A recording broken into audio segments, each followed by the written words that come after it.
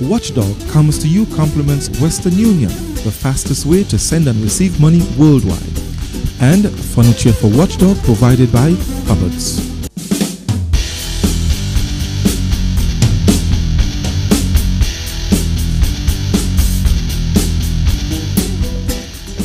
Good evening. Welcome to WatchDOG. On our program this evening we have with us Mr. Dexter Mitchell. He's been around carnival culture for quite a while. As a matter of fact, at one point he was the chairman, I think, of the Cultural Foundation, and Dexter, you can correct me here. No, CEO. The CEO, yes sir. You can call him an official culture vulture. Official culture. No, you're not vulture. Vulture puts a different spin on the thing. Okay. You know. Sorry, Mr. But nevertheless, we'll be talking with Mr. Mitchell this evening. Gentlemen, welcome to WatchDOG. It's a pleasure as always. Thank you. Thank you for having me. We go straight to the break. When we come back, we'll chat with Mr. Mitchell. When you send money with Western Union, you're sending a smile, a gift, a hello, or even support. It's a fast and convenient way to stay connected with loved ones around the world, or even across the Caribbean. From any of our convenient agent locations, depend on Western Union to send your money quickly and reliably. Western Union, moving money for better.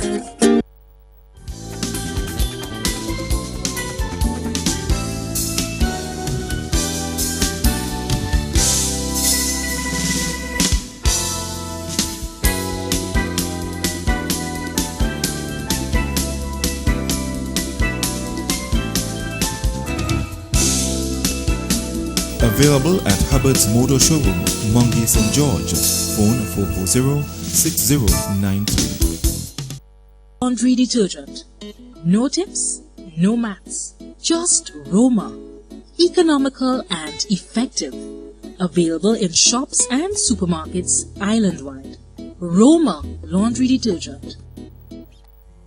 Attention homemakers, Hubbard's main store on the Carnage St. George's has quality furniture and appliances at great prices. Living room suites in a wide range of styles and colors. Family room furniture for fun-filled family evenings and weekends. Dining room sets for those great occasions with relatives and friends. After a long and tiring workday, your comfortable bedroom furniture will guarantee a restful night and a re-energized start to the next day. Kitchen appliances, stoves, refrigerators, deep freezers and small appliances for every cooking convenience. Then it's out onto the patio or into the garden for outdoor good times. And there's a wide range of tools and equipment for maintaining your home garden. Weed eaters, lawnmowers, rakes and more. Both outdoors and in for every area in your home. Top quality furniture, appliances, tools and equipment. And for those trips away from home, a great range of vehicles. Daihatsu, Isuzu, Peugeot at Hubbard's Motor Showroom, Mount Gay, St. George. Visit Hubbard's today, where you get quality service, affordable prices.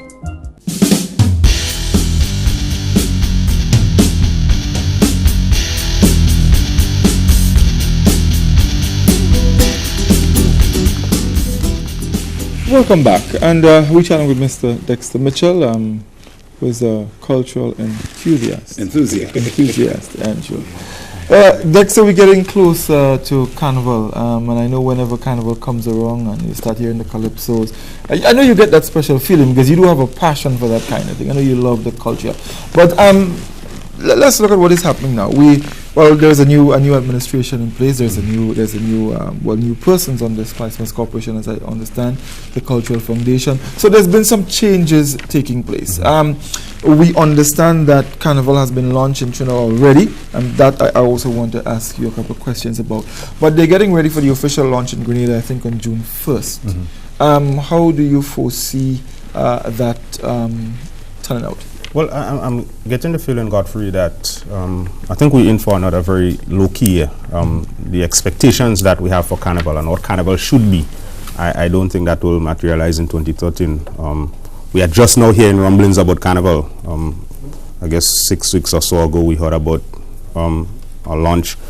But as far as I can ascertain, it was not supposed to be a launch of Carnival in Trinidad. It was supposed to be the government taking advantage of a private individual doing something in Trinidad, undertaking a business venture, and the government using the opportunity to promote Grenada's Carnival at the same time in Trinidad. So I don't think it was, as far as I'm concerned, I don't think it was a launch of Grenada's Carnival in Trinidad. It was a private promotions, and then there was an opportunity to do some promotions of Grenada's Carnival in Trinidad. As it relates to here and what is going to happen, there's a lot of enthusiasm among the artists. I've heard some calypsos.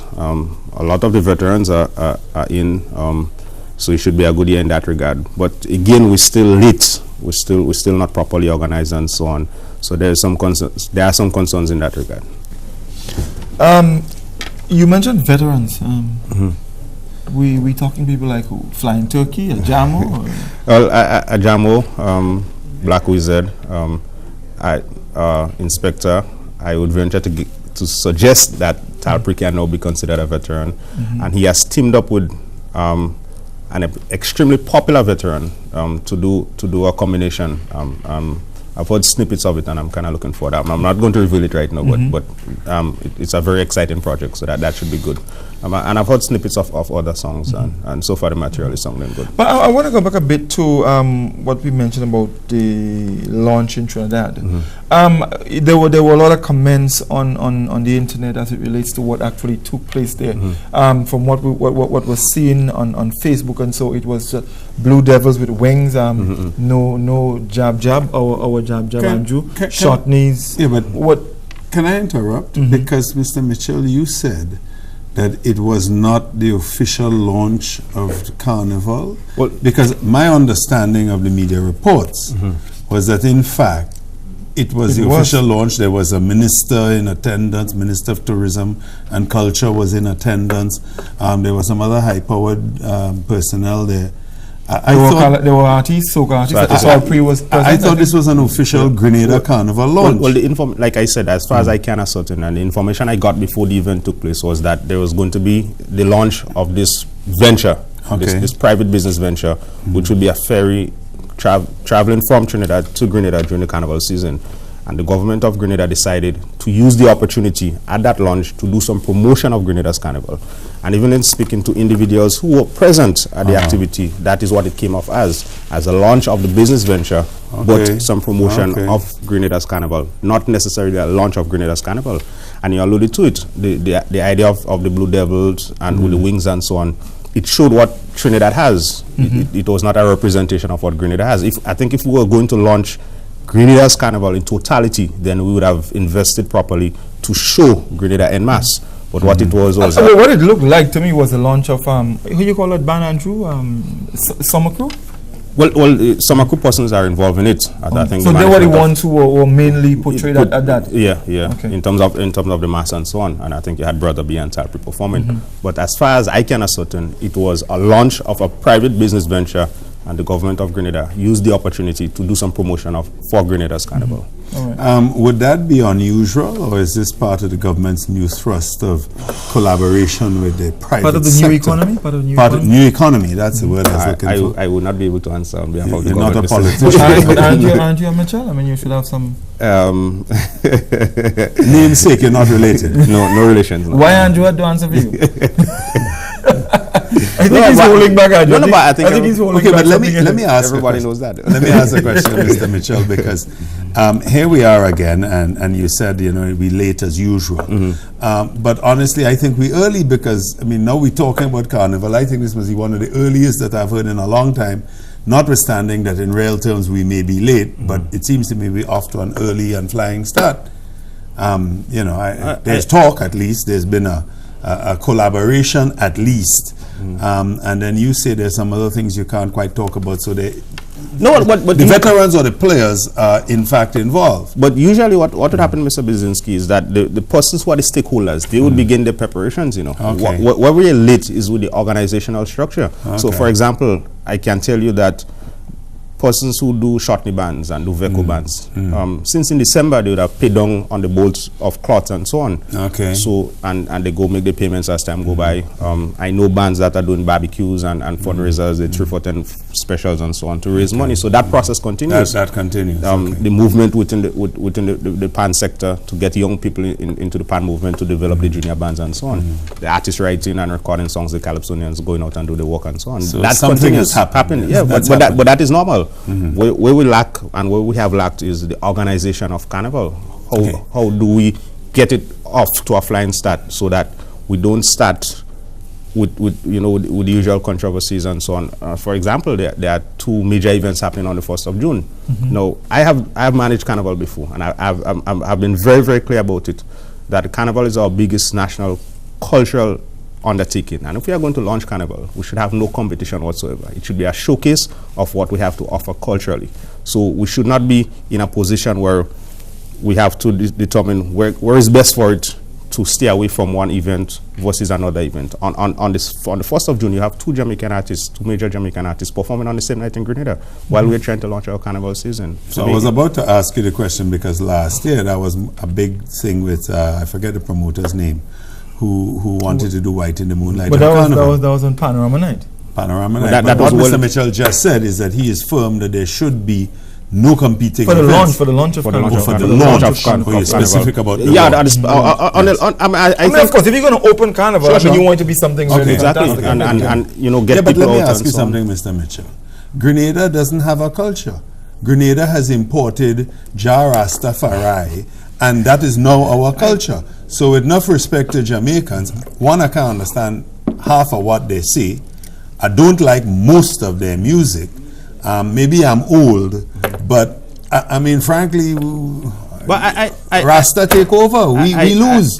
What culture you have? You have no culture. Yes, I beg to differ, Mr. Bezinski. Go right ahead. if we pay attention to the media, if you listen to the radio stations now, large percentage of the music that is played, foreign music, especially Jamaican music, it does not necessarily reflect what the people of Grenada I would like you to specify, be very specific there when it comes to most of the radio stations. No, I mean, of course, we're not talking about legends. Exactly. Free advertising. Go ahead. And people like Lou Smith and Andre Donald, what he does with Real FM and so on, Jojo, there are exceptions.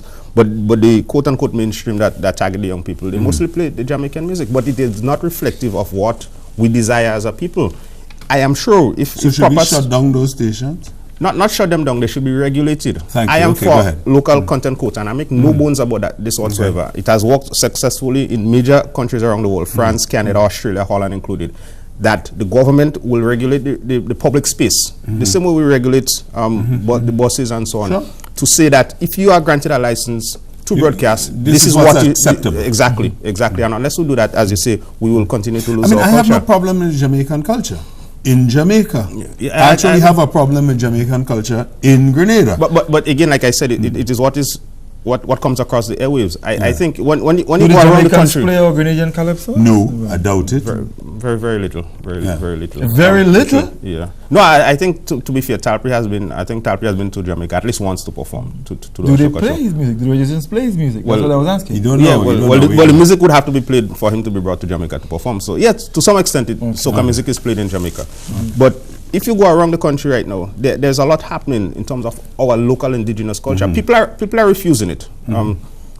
While it continues to happen, no, I mean, people are refusing the foreign invasion. Oh, okay. They're voting back. I mean, every event now you hear part of the advertisement, the Tanya log and the bacon saltfish and so on. You know, people are less and less interested in chicken and chips. And let me repeat this: if I become the leader of Grenada for one day, if there's only one thing I will do is ban chicken and chips.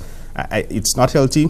It is not reflective of who we are as a people. We have other things that can sell that people are interested in. Look at the food festivals now. Look at what they offer, and people drive up to Victoria, people go to Montmorris to get good quality local food. So I think there is that aspect. It is not necessarily featured and highlighted. So we tend to believe that all Grenadians gravitate towards are the things that are imported, but I don't think it's necessarily so. We still do have a culture.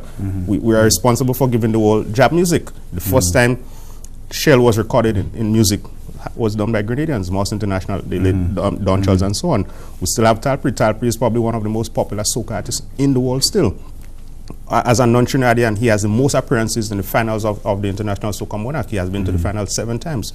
We have legends like Inspector and Adjamo and so on. We have a lot. Okay. It is not highlighted by the mainstream. We tend to Whose job is it to highlight these people? The media. I think the media has a responsibility. So the media is failing. But I want to also come in here, and I know that I don't agree with you. I do agree with you that the media has a major role to play in that. But I also believe that these persons that you're referring to need to do more to promote themselves as artists, than what is presently being done. Because I'll tell you one thing. They should hold fellas like you and beat them. I mean, is that what you want them to do? Hold fellas like who? Like you, Me? DJs and fellas at radio shows. They should hold you and beat you and say, play my music. Is that what you But say? no, but I play their music, and Okay, that's what I'm you do. saying. You're the That's what I'm saying. So beat the other fellas. They need to do more themselves. Because Okay. I'll give you a typical example. You hear one of our soca artists, and you listen to he's singing a Gradient soca, but he's singing it in Jamaican dialect. In Jamaican dialect. Why do you want to blame the media, or you want to have them push your music when you yourself, who is the owner, is doing something else with it? It just doesn't make any sense to me. In all fairness, Godfrey, I don't think we would find a solution by pointing out one specific entity. Okay. The media has a role, the artist has a role. But I think it has to start with the artist. If you look at, the professional artists and the Jamaicans have been successful because they would have a manager, they would have a publicist. So everything that happens, every single thing that happens with them is out there for people to read about, to discuss and so on. Clearly, so it has to start with them. Clearly, Mr. Mitchell's point is important. Of course it is. They are successful because we are digging into their music. But they provide the material, so we need to accept Godfrey's point. Yeah, we need. But let's get back to Carnival. But one more thing too, we also need government support. You have to have regulation. Yeah. Okay. We have to have regulation. I'm with you on that. Now, on the question of government support, all through the 40s, 50s, 60s, into the 70s, they started spoiling in the 70s. Most of Carnival was run by voluntary organizations, the GCs, all of that. They raised their own money, they ran their own functions, they paid their prizes, various people contributed prizes. From the time in the 70s the government got involved and we started to give money, everybody want more money than the show could generate, and we go from year to year with the bacchanal because everybody want free money for nothing. Why do you feel we need government support? Okay, before you go to that, Dexter, because that's a very important question. We need to take a short break and we'll be right back. When we come back, you'll address that.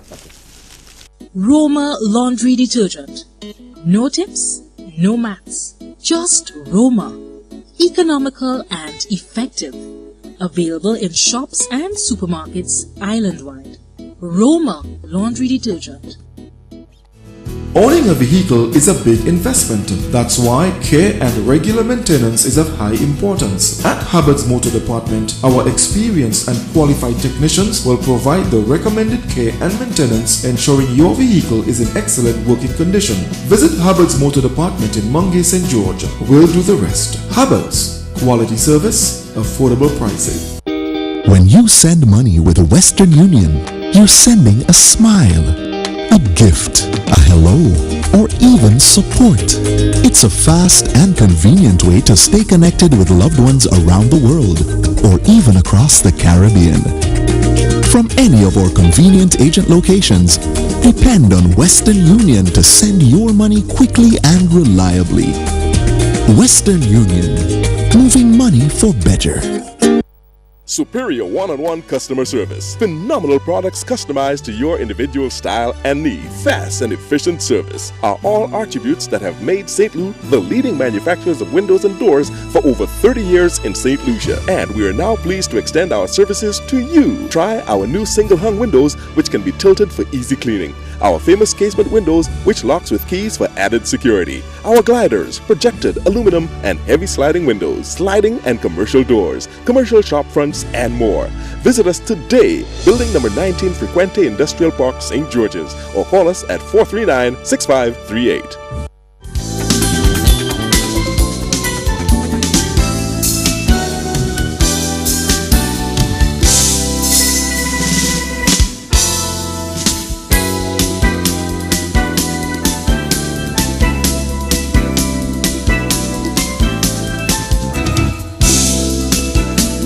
Available at Hubbard's Motor Showroom, Mungay, St. George.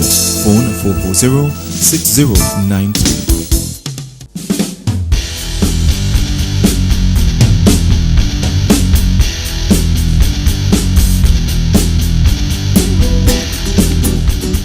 welcome back. Andrew would ask you a very interesting question. You want to respond? Yeah, Mr. Brzezinski, very, very good question. No, you're a businessman. And I don't know if you agree with me. The simple definition of business is the exchange of goods and or services in an for value. For profit. Value. For value. Now, we started thinking of Carnival as a business when the move was made from the months of February and subsequently May to August, that Carnival would generate, there would be economic activity and so on. Now, what we have not done, and we've treated it as a hustle, and I know there are persons who are offended by the use of the word hustle, but that is exactly what it has become. It has become a hustle, where we do not invest in the product. So, for example, we start hearing about pan now as the pans prepare for Panorama, but there is a warehouse in Victoria full of pans. Where we can invest in that to get young people actively involved. That is part of our culture. St. David's has pan that has gone to waste. There are some pans, I think, somewhere in Versailles or something too. So we are only concerned about making a quick buck, as you said. The hustle exactly.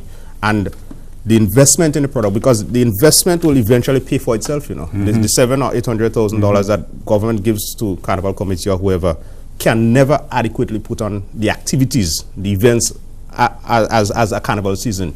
But if $1 million were to be invested properly in the development of young people, calypso writing, for example, wire bending, the young junior bands and so on, we'd have a fantastic product, and then it would begin to make sense. Now, everybody comes into Carnival and declares themselves a magician. I will fix it this year, and I will turn it profitable. It's never going to happen that way. If we do not invest properly, it is a business, and for a business to be successful, you must invest in it. You must put into it to get out of it, and we have.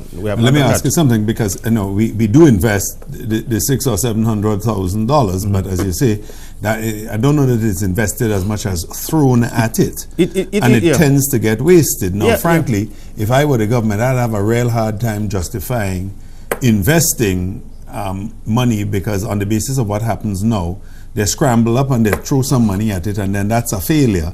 And next year, I mean, this current committee has a $800,000 debt or something like that, I've been told.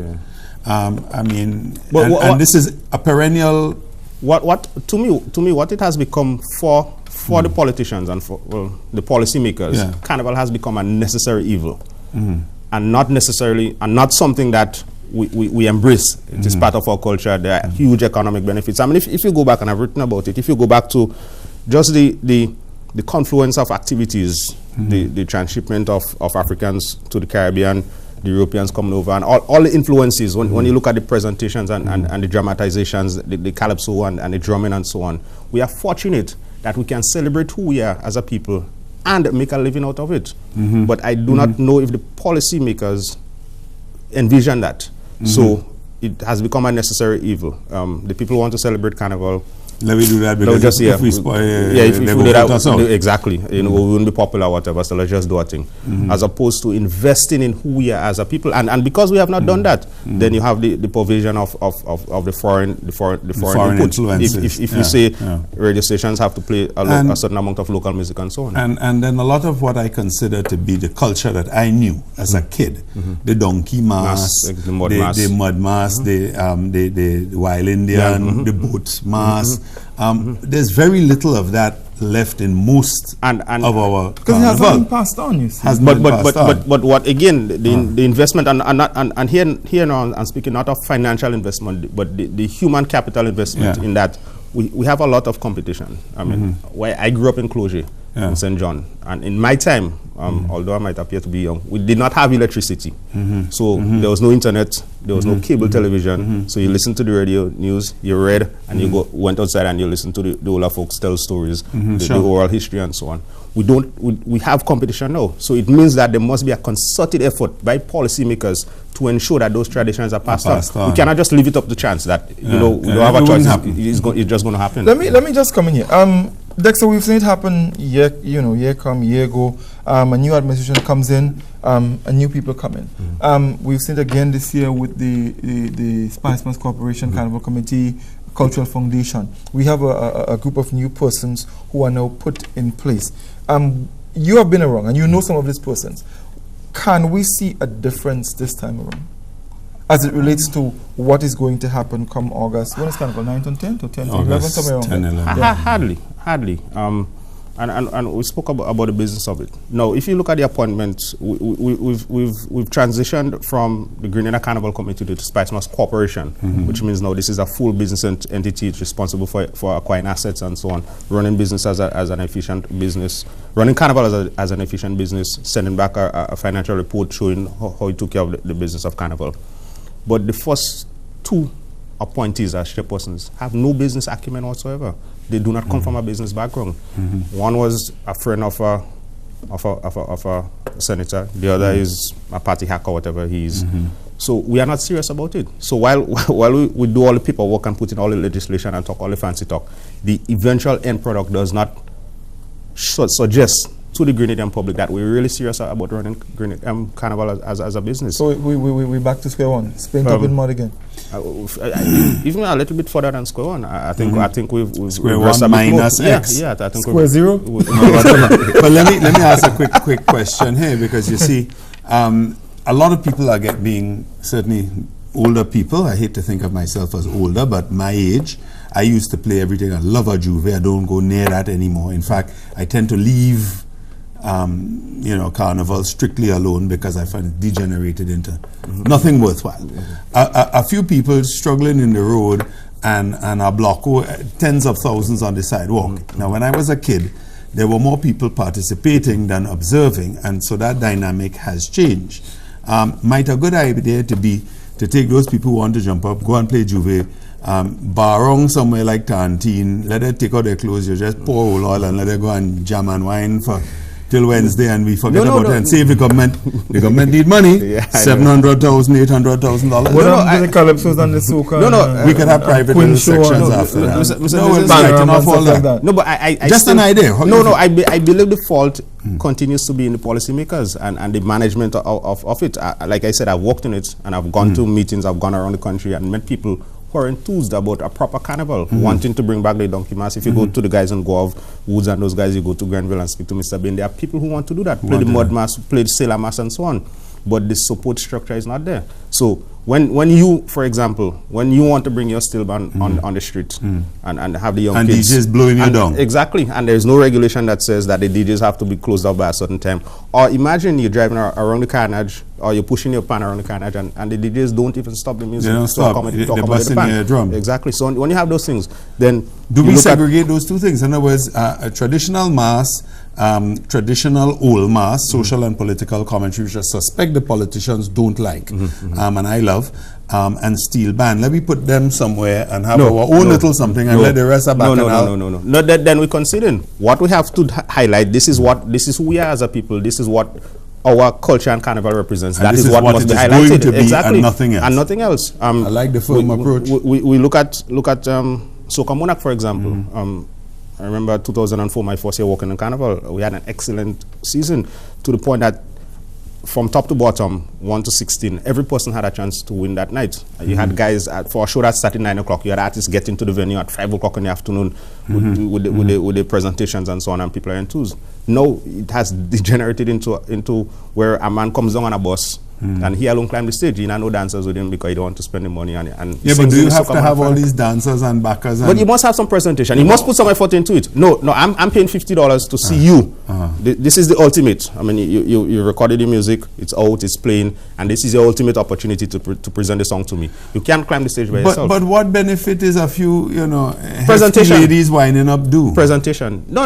What are you presenting? You're not presenting the song. You're presenting some whining women. But they are presenting. There are those who do that, but there are those who put on presentations with traditional mass and so on. You have Veko and Shotney and so on. No, but Andrew, and it's about the Dexter here. If you look at the Soca Monarch in Trinidad and Tobago, you would see. I mean, you might have a little bit of gyrating. I don't like to use the word whining. I find it's not called. You should use that. You should remove that word gyrating. Gyrating. Yeah. You would see a little of that, but you would see the spectacular, theatrics. Theatrics and exactly. There's a lot of it. So the costumes, But here's my difficulty with that. And that's what Carnival and so is all You have about. 15 fellas presenting. Each one had 10 whiners or backers or gyrators. No, but that's 150 people that getting in free. No, but Mr. Brzezinski, again, back to what I've done.